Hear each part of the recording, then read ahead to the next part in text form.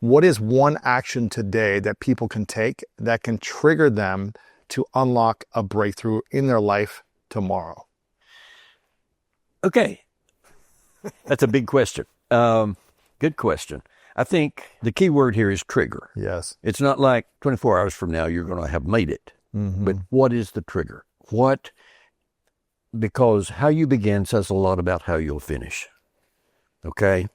And I think the first thing is to decide on an aiming point, some epic goal that scares you.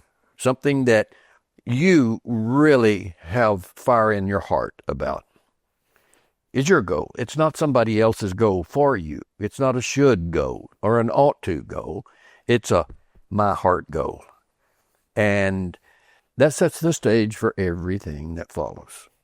And we're talking about fast growth here. We're talking about making a quantum leap. And fast growth shouldn't start slow. I think it was William James, father of American psychology, who said, if you want to change your life, there are 3 rules. Begin immediately. Do it flamboyantly. No exceptions. Interesting. And I just love that quote. And that is philosophically so aligned with what we take a client through in the quantum leap strategy, or the U-squared method, I guess you could say. 3 things. Begin immediately. What was the second one? Do it flamboyantly. Do it big. It's almost like burn your bridges. We're talking about give me a real commitment. Go all in. Yeah. And the third one? No exceptions. No exception. No excuses, no exceptions. Yeah. I like that. Why do you think so many people struggle with figuring out what their big dream or goals are and making that decision? Why is it such a challenge for people? Well, a lot of people are fairly content with their life. And that's fine. I think everybody can make a quantum leap. I don't think everybody needs to. Certainly not everybody wants to. And then you've got people who want to, but they won't give themselves permission. They won't give themselves permission. Right. And they don't believe in their own potential. I've evaluated hundreds of top-level executives over the years. That used to be a mainstream part of our business when I was with a firm in Chicago early in my career. And it was just fascinating watching how much potential these top execs were just leaving on the table because they wouldn't take a risk. And a lot of people are really risk-averse. And there's just a lot of psychological dynamics that come into play when someone puts himself out there. Yeah. It's kind of funny how people don't want to fail.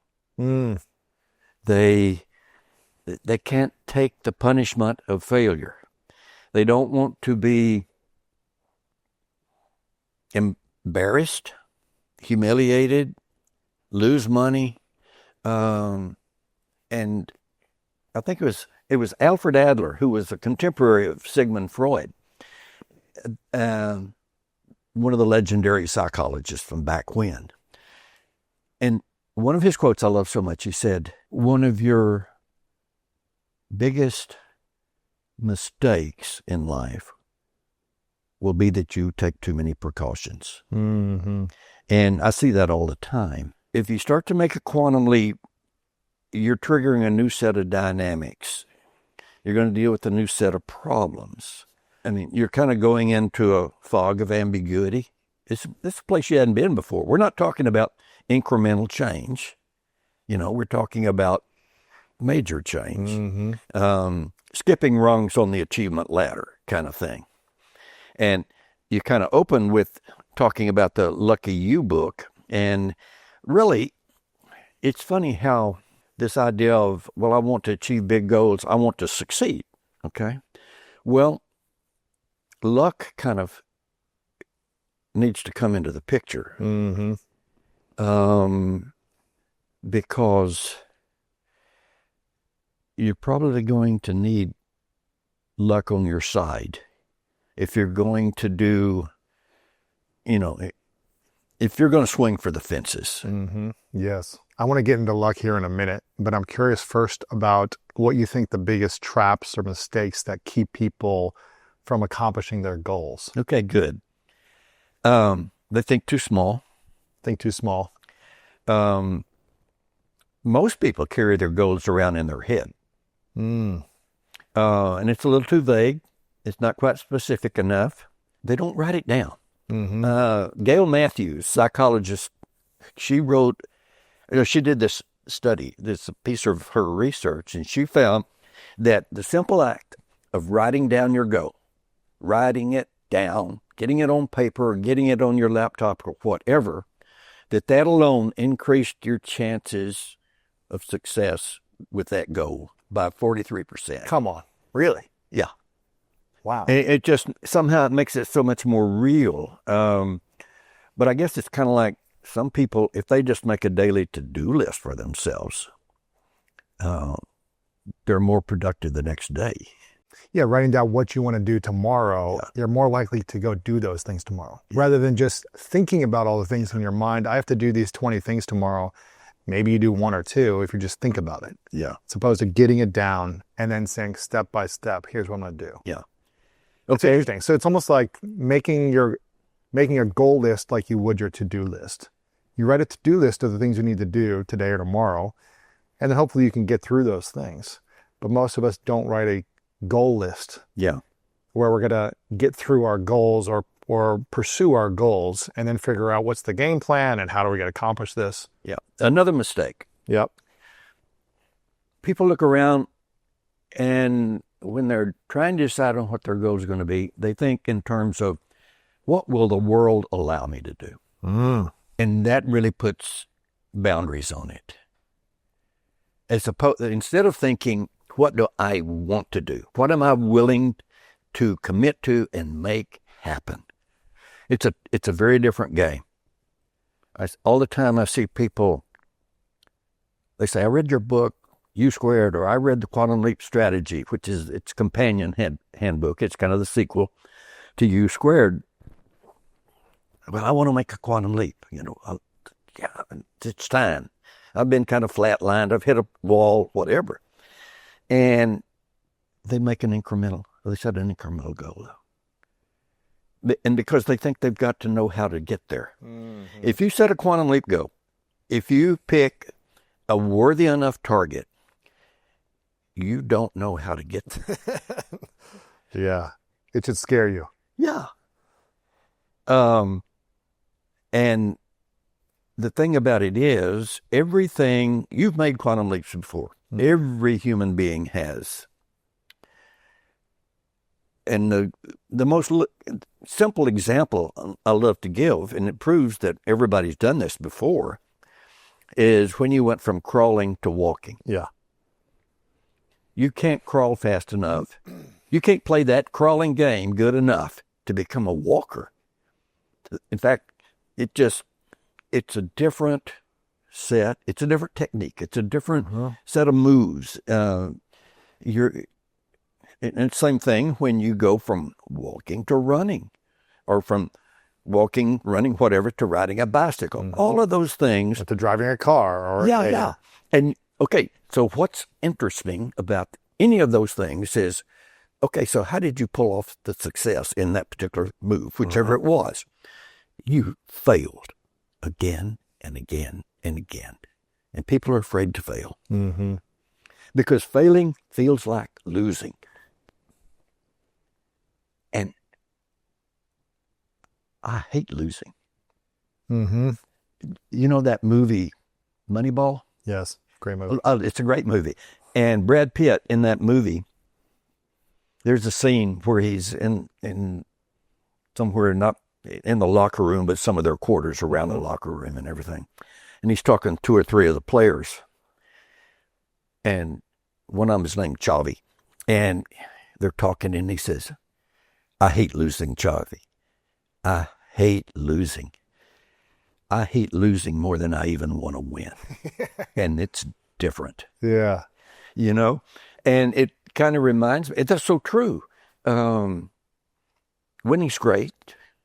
but losing, man. Mm-hmm. And that's when we get embarrassed. We feel stupid, you know. But here's the thing. When people associate failure with losing, they're always going to feel defeated. But you and I know that the only way to become successful is you must fail in order to succeed.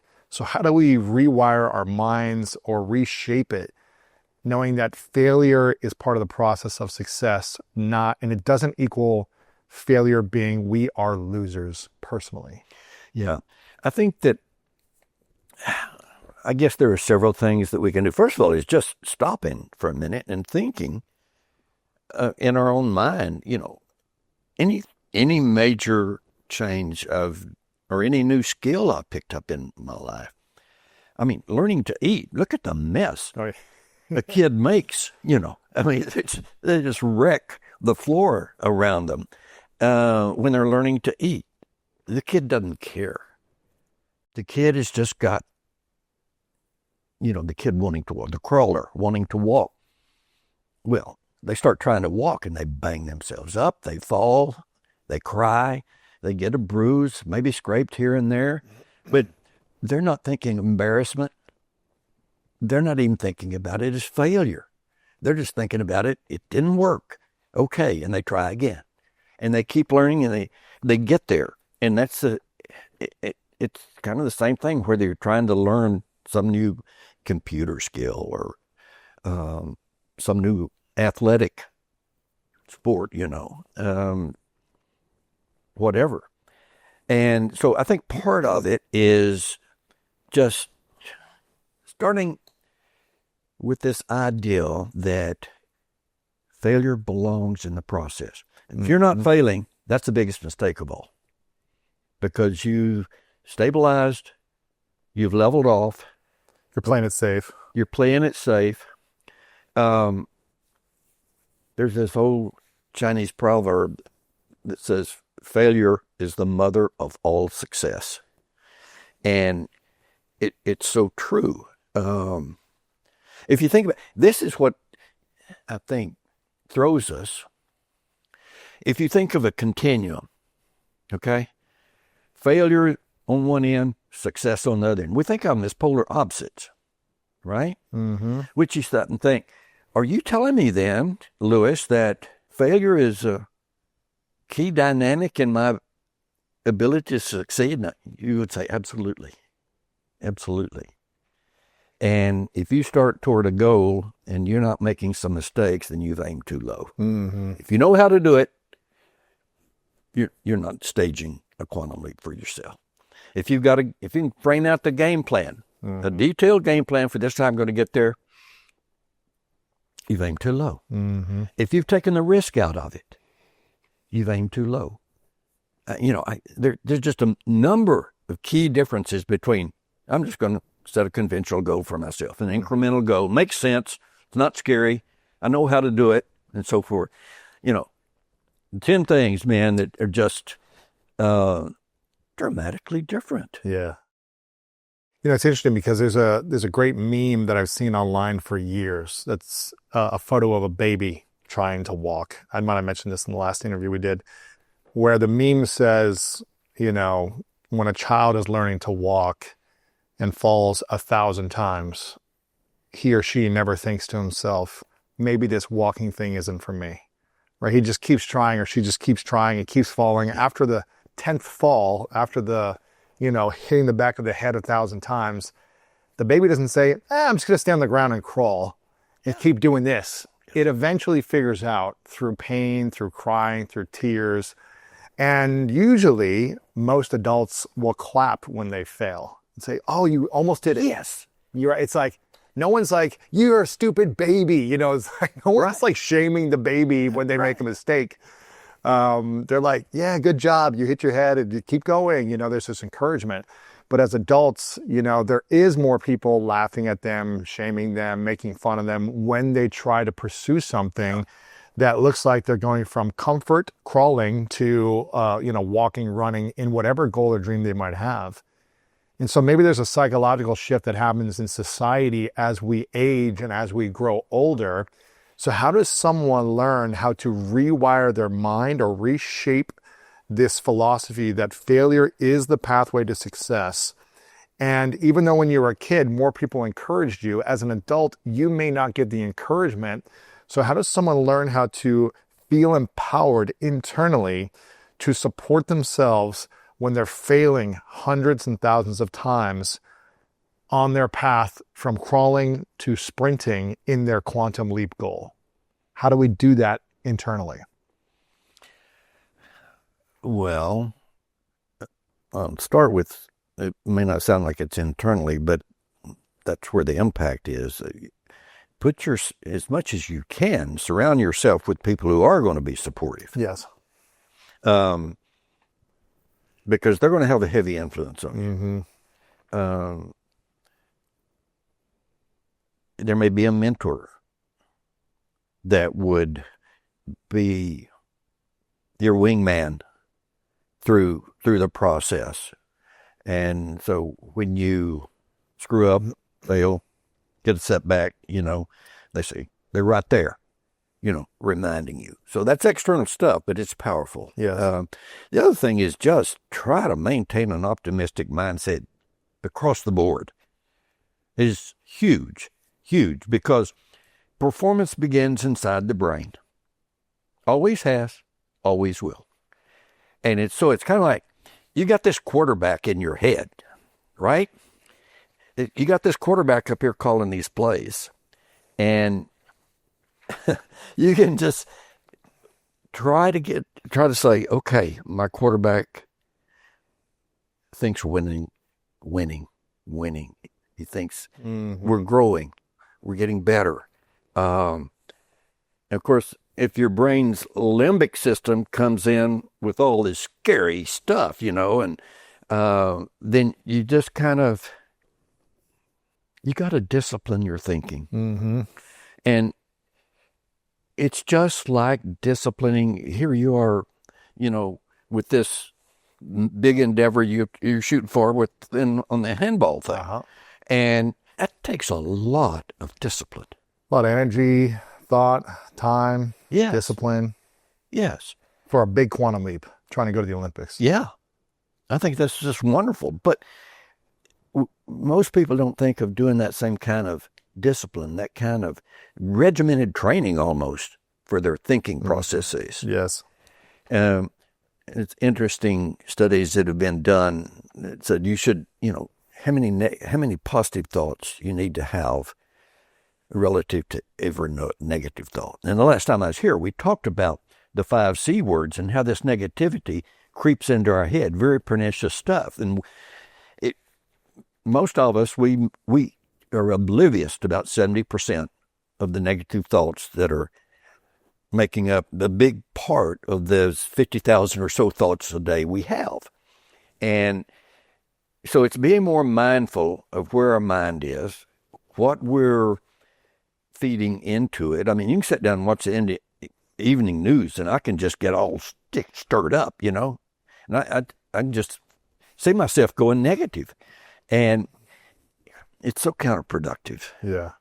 So there's the mental discipline part. There's the context you put yourself in. Thank you for watching this video. If you want more inspiring clips like this, make sure to click right here to subscribe and click right here to watch that next video that is specific to support you in your life.